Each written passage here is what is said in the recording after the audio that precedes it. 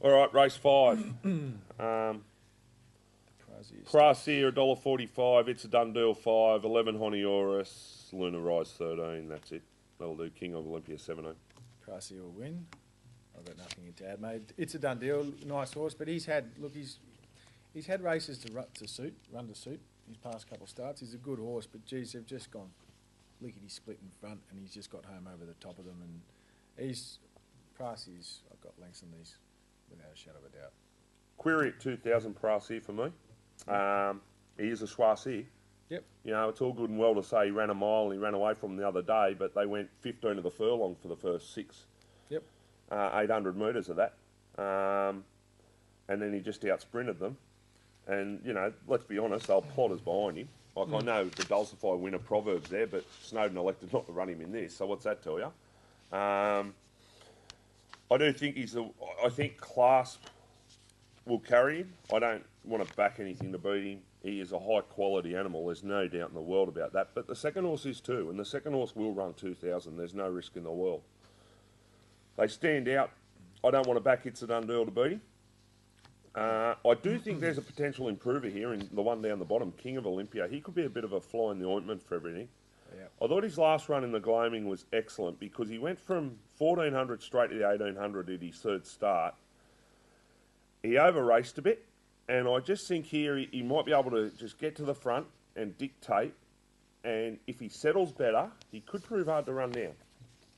But, you know, if there was going to be a shock, he's the one that'll provide it. Yeah, well, you'd think that Gaze 2 will lead 1-2, and I'm tipping they're not going to go as quick as they did in It's a Done Deal's last start. Most likely not, unless, you know. Yeah. But anyway. Yeah, no bet race. Watch and enjoy a couple of really good 3-year-olds. All right, the Flight Stakes, race 6. Okay. Jade Marauder gets the winkers the first time. Longport, blinkers off, winkers on. And Gondokoro, as a Beal, down the bottom, blinkers first time. Oh, there you go. Pat Carey. $126 to $51. He's had a bit of luck up here. Yeah, a bit of luck. Won a derby. And a BMW. All right, our markets. Yes, then a BMW. Dear Demi, 380 into 330. Longport $11. Jade Marauder $7.50. Norzita $3.50 out from 3. Urban Groove $4.40 to 4. Duet $13, and we said Gondokoro he's $126 to $51. Mate, this is real hard for me. I'm torn between Dear Debbie and Urban Groove. I thought McDonald didn't really get the ride right, and he's one of the best riders going around, but I thought he allowed himself to get dictated to that last time in the T-Rose Stakes, and he should have been either one out, one back, or just a bit closer from that draw. He just got too far back, and Nash on Jade Marauder just kept him in that pocket the whole way. But as you made the point on race day, when she did get a bit of room and a bit of clear running, she didn't ping. So you just got to have a question mark. She only goes up 100 metres. She might be looking for a bit further. Jockey and trainer said that after that run. Yeah, did they? Both say it, yeah. Look, Urban Groove, I know she's jumping from the 1,200 to the mile. I said last week, mate, I think this is a Group 1 horse, and she's just a beautiful-looking animal. And just the way she raced last week, I know a lot of people are speculating, saying this is a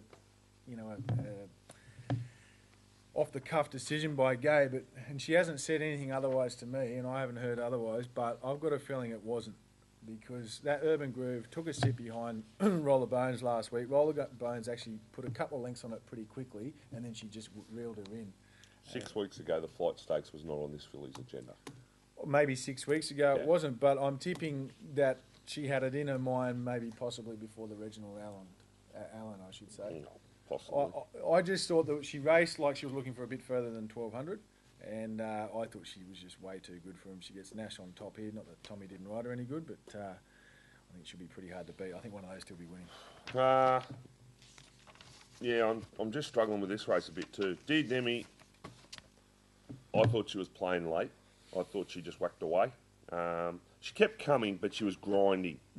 She only goes up 100 metres here. I don't want to be on her. What do we got here? Norzita. Yeah, look, no knock on her, but gee, she's been up for a while here in the first campaign. You know, she had a first start back in May. Urban Groove, it just doesn't have the profile for me in a race like this. You know, 1200 straight to the mile. It is a massive jump for a 3-year-old filly having only a third start. If anyone can do it, Gay can do it, of course, but I just can't tumble into her at $4. And then Duet's an improving filly, a filly that you might see head down to Melbourne in races like Wakefuls and Oaks and things like that. But I've come back to Jade Marauder. I hate the barrier because she's going to get further back than I wanted to. I wish she had drawn a gate here. I reckon it would have been an each-way special. The winkers go on. I would have liked to seen the blinkers, but I thought there might be something added to her head coming into this. She loomed to win the other day. Just didn't go on with it, but she was 3 wide without cover the trip. I just hope he can slot her in and just not be too far away because she's got a very sharp acceleration. She can put herself into a race very quickly. Yep.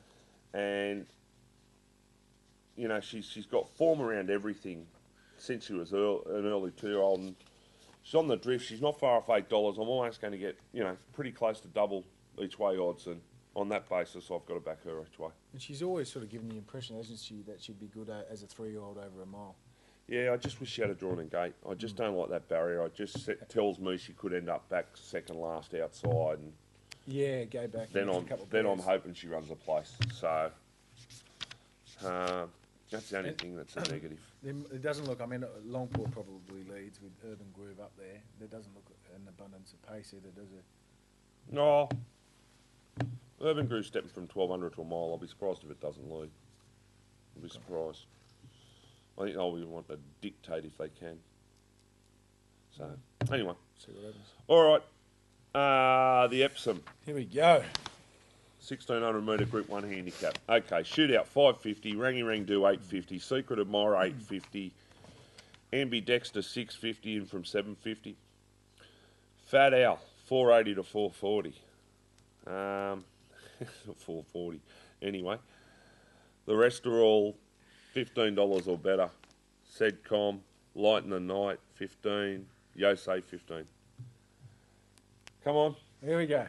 Yeah. This is a good race. Just came back, just on that Fat Owl thing, he's 440. I made the point last week. I didn't want to back him last week at $1.30. She's done it before, Gabe. Run horses in the Shannon, failed, backed up, and gone very good in an Epsom, so I wouldn't be putting the pen through it just yet. Winkers off Rangy Rang Do and blinkers on Yosei. So you want to take 440 about it? Oh, I don't know. I'm just saying if you're on it at bigger odds, I wouldn't be tearing up your ticket, that's for sure. Oh. At $4.40. Look, I still... look. I'd be crushing it on Betfair, but... Would you? Yeah, I'm not... I don't think there was anything that wrong with his run last week. It's just, you know, there's genuine Group 1 horses. Like Shootout, he's won a group... You know, he's such a good horse. And 58's really not that big a weight. The modern-day handicap massively favours the class animals. It really does. And like, I keep coming back to Shootout. I just keep coming back to him. Every time I do the form, I keep saying, well... How are they going to beat this animal? He's unbelievable over this track and distance. And he's got verdicts over horses that are... I mean, you go 2 starts back, he's beaten 3/4 of a length by More Joyous. And he had a kilo offer. I mean, I know she's a mare and whatever else, but far out, More Joyous would toy with this lot. So I'm happy just to stick with Shootout, and I think it would be a great story if he won as well. Yeah, look, I think also, mate, All just, right. sorry, I don't mean to interrupt, but at $5.50, I mean, you're getting each way. Yeah, odds I'm not. there. You can back him each way. I'm pretty sure he's going to be running a place in this race. Yeah, roughly for me is Kentucky Park. Shootout, Rangy Rang Do, Secret Admirer, Ambidexter are the 4 up high in the weights. For me, the horses to beat. 100% right with Shootout. Same with Rangy Rang Do. Secret Admirer gets a couple of kilos off them under handicap conditions, so that just brings her into it. Yep. And then Ambidexter, well, Ambidexter's run was as good, if not better, than Fat Owl's in the Theo Marks. So, you know, he's got the same weight here, so I'd prefer to be on him from a good draw. I've backed Kentucky Park each way. I did take $41 a couple of days ago for the barrier draw. I'm just putting a pen through his last run in the Cameron. His 2 runs prior were outstanding. He smashed next to Nix and said over 1400 at Rose Hill, first up from a spell. He then went into the tramway, had 56 kilos there, and just charged home. Only the great Taggart beat him. God bless his soul, Taggart. But the third horse in that race was Moment of Change, who's since come out and won a Group 1 down in Melbourne. Mind you, that's probably got more to do with the fact that the Melbourne horses this year look plain compared to the Sydney form. But I just think he's a forgotten horse. I just completely forgive him for that Cameron run. That track was just no good that day. So it's okay to forgive him, but not Western Symbol. Well, this horse had proven himself this preparation twice before that. That's the difference. Well, that's the difference. The other horse That's only the had difference. That's it. Exactly. He hadn't proven himself this So preparation. why can't you just say it's a forget run and start again? Because I'm not at $6.50. I'm getting 40 to 1 here. I'm not getting $6.50. That's the This is difference. an Epsom Handicap. That's a I don't good give a travel shit. plate. I don't care, mate. I'm on at 40 to 1. I'm on at $10 a place. That's the difference.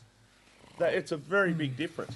One, I know this horse came back and raced all right, okay, because his 2 runs prior to his last run were awesome, right?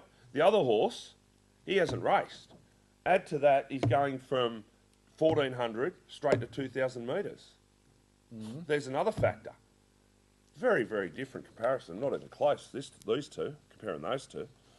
Yeah, so I'm on Kentucky Park each way. I'm just ignoring his Newcastle run because they walked in the race. He was back and just didn't really make up any ground. In saying that, I'm surprised he got within 2.8 lengths of him on the line. He looked enormous as well this morning. I don't care what he looks like at track work. Geez, you're grumpy today, aren't you? No, I'm not grumpy. I'm not grumpy. You are. We're going to get emails writing in about it and everything again. I'm not grumpy, but that's not even, it's a very different You're an comparison. old grumpy man. I'm an old man, yes. Yes. Yes, definitely. The veteran. The Corey Brown of the Racenet ranks. Oh, don't say that. Poor old Brownie.